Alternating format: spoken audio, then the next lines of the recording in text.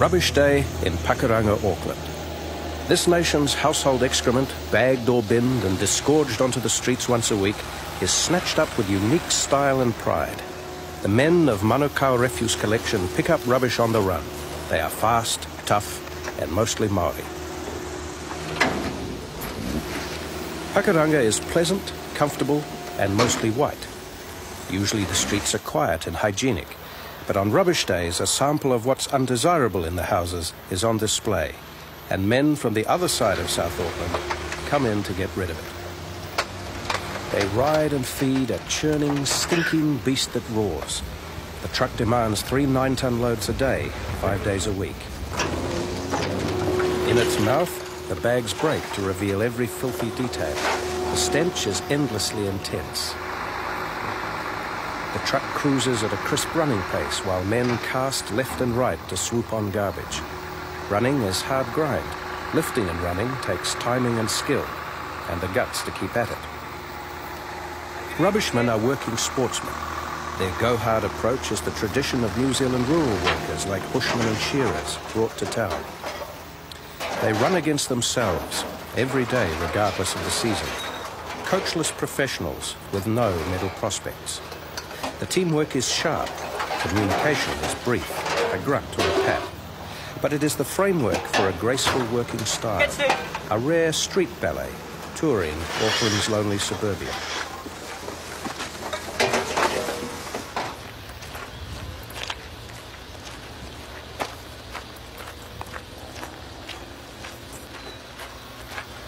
The runners arrive cold and stiff. Their warm-up comes later. The office is an island of light and warmth. Barely awake runners and drivers greet their workmates, grab themselves a coffee, catch up on the news, get ready to run.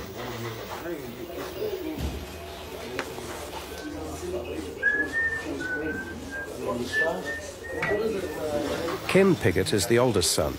He's been in the business all his life and done most jobs in the process. He runs the schedule, who goes where on what truck. Some runners are full-time employees. Others, like Manu, get paid only for the days they work. Ken never knows how many will turn up. Often there are more runners than places. A pool of young guys cluster around Ken to see what's going. These days, there are always plenty looking for work. All depends who turns up. So what do you do when you got 2 minutes? Oh, we just do a half a day each or something. Or just come for a run. New runners usually work with old hands like Manu. Break them in slowly. Sort of like trying to break in donkeys, you know? Turn them into on donkeys to runners. Lionel Piggott is the patriarch and founder of the firm. At 67, he still works 12-hour days. The limp is the result of dropping a piece of steel on his foot at work a few weeks ago. Lionel started off driving the night soil truck in nearby Papakura in 1955. Then he branched out into garbage. He's as tough as an old dustbin. Lionel's 3 sons and his wife do much of the work.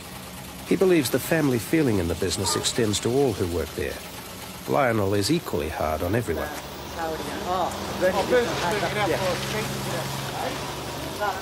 Younger men make the running now.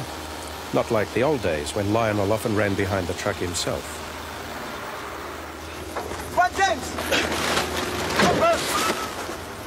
Some people are on the run all the time.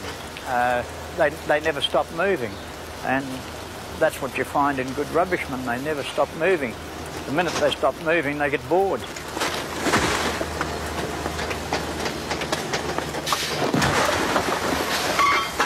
Some of them have been around us for years, as long as what my own family have. My family's gone to school with them, played football with them. Oh, there's times when I think I'm the biggest basket in the world. They're like part of a family. If they do something wrong, they get told off, and they accept the fact. 2 minutes, we're all back to square one again. Manu and his mates work mangere today. on the opposite side of South Auckland to Pakuranga. But the work dance attracts the same interest, and rotten food smells the same wherever it comes from. Picking up rubbish is neither easy nor safe. Some bins are packed dense with waste. It's easy to tear a muscle or damage a joint if you lift them too quickly, and you're always rushing. It's also easy to get cut, and for the cut to become infected. Oh, look at this, take a shot of this. That's dangerous, mate. That's bullshit there. When the rain comes, you stop sweating, but the job gets harder. The step at the back of the truck gets greasy. Rain reduces visibility and increases stopping distances for drivers, including the man in the front of the truck. Warnings become vital. Cover, watching.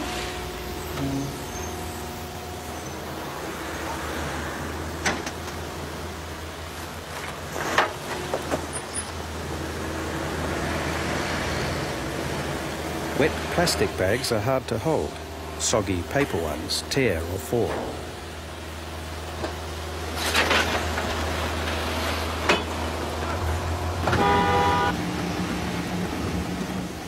Once you have a load, the cab is a dry refuge, a place to wipe the rain off, stay warm, nurse wounds. How'd you cut your finger? This open can. Sardine can. Mason's Dairy, near the yard, opens before dawn for the men who need breakfast before they start. Proprietor Gay Jackson recognises their spending power and their lack of cash. She supplies the longer-serving rubbishmen on tick. Gay's a bit of an auntie to the boys, but she also keeps a businesswoman's eye on the money they owe her. Yeah, they're great guys. A lot of people don't understand them. Jen gets a little bit uptight with them because they're not always too fussy about how they pick up the food. A lot of them call me Mum. It's quite funny, really. Well, it was all the years I spent in the army, you get used to it. The other lady was frightened of it. These guys that I see running here now have always run. But I mean, they must be getting older and starting to slow down a wee bit. It's going to be very difficult for them. How they run some days beats me. Whatever the future, for now, the Dusties revel in their youth and show off their skill for anyone to see. Flicking a bag up from the step is the cleanest way to do the job. Tossing bins is a rubbish-collecting flourish, also a necessity if you're to get through the work. Emptying a bin on the run should be a matter of one easy blow, but if the bin is too tightly packed, it may need one or two more.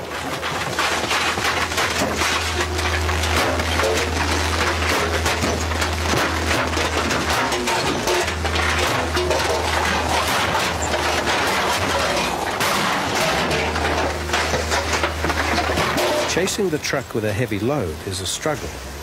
It makes smaller tasks almost a game. Each player contributes to the performance. An elegant, clean sweep down every suburban street.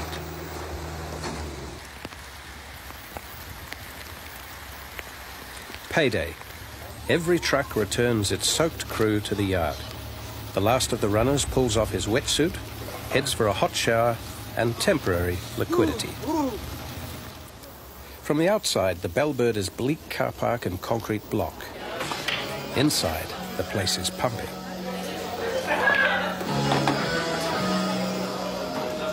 Rubbishmen play fierce pool.